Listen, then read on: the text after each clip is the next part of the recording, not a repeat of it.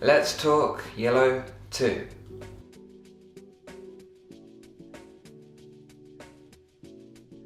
Drill number 1, footwork with our basic guard, dips out and hands down. So point number 1 is to be very clear with your guards. So you need to present each guard confidently and precisely. So for our basic guard as an example, you need to make sure that you've got it clear out in front of you, your thumbs are tucked in, your fingers are pointing to the sky, and you're creating that wusao shape. So we look at it from the side. The same with dips out, elbows down, thumbs tucked in, and fingers pointing outwards. So you don't want it against you don't want it too far out, overreaching where you're stretching. You want your elbows dropped down, tucked in, and you just want to maintain a nice distance. When we come to the final one, our hands down, again, even though our hands are down, don't lose control of your arms and don't disconnect from them. Still look connected to your arms, so do put some slight bit of tension in them to maintain some sort of structure while you're doing it. You don't want to be moving around completely sort of floppily and letting your arms flail around as you're doing the movements. Even if you just add a slight bit of tension and just hold them, present them confidently, stick your chest out and sort of hold them in position. Point number 2 is just maintaining your balance, good posture, pulling your posture straight up and not rocking your body as you're doing your arrow walk. Point number 3 is look focused.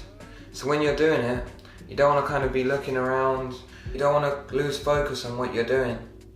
So you still need to move or present just like you're sparring. Even though there's no one there and you're just going through the movements, you want to make it look like you're actually moving around with someone in front of you.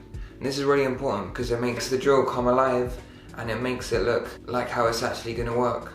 Then we have drill number 2, which is punching with your front hand with the footwork and also punching with your rear hand with the footwork.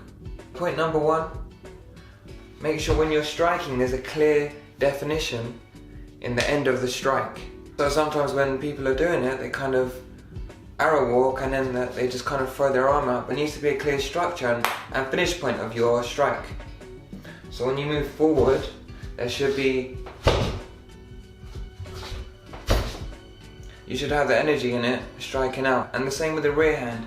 Make sure when you do it with the rear hand, boom, there's the strike, there's an impact, and then it comes back. Point number 2, to keep your other hand up while you're striking.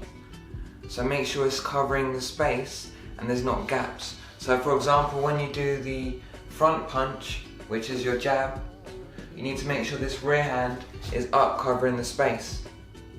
And when you're doing the rear hand, you need to make sure your front hand stays up and covers the space. But it doesn't come back all the way onto us. We can't really cover a strike when it's already on us. We need to keep it a bit further out and keep it nice and high. The final point, point number 3, just make sure that you do the movement in sync. So you're using the arrow walk to help you generate power into the strike. And it needs to fit together. And what that basically means is you don't want to kind of be stepping, then punching, or punching, and then stepping. Our body moves as a unit when we're doing this one. Number 3, distance judgment with step through. So point number 1, when you do this drill, is to make sure you've got a proper connection with your partner.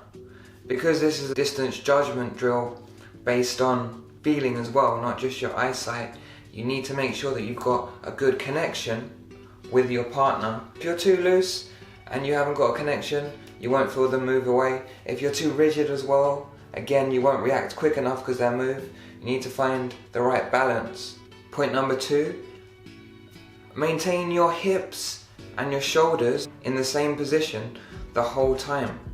And what that means is when you're stepping forward and back, we don't rotate the hips. So it's not like when we're walking and our hips, you can't see, but our hips are moving and rotating. We actually maintain them in that plane. So they stay in that plane. Point number 3 is using a small circle step while you're stepping. But every time you move backwards, there's a slight circle step on your front leg, and when you move forwards there's a slight circle step. You're just doing a slight circle step on the inside, like this, with your feet. Not a too big motion, you're not making a really big motion, but it just slightly comes in and back out. Drill number 4 is our push kick and our round kick. So point number 1, like when we do any of our kicks, is going to be balance and stability. So when you're practicing, it's better to break the motion up normally into 4 motions and then practice it all the way through. Point number 2, grading when you're with a partner and you're doing it on each other, make sure you get your distance right. So it's important when we do any of our drills, you're at the right distance. So you need to make sure that you're at the right kicking distance.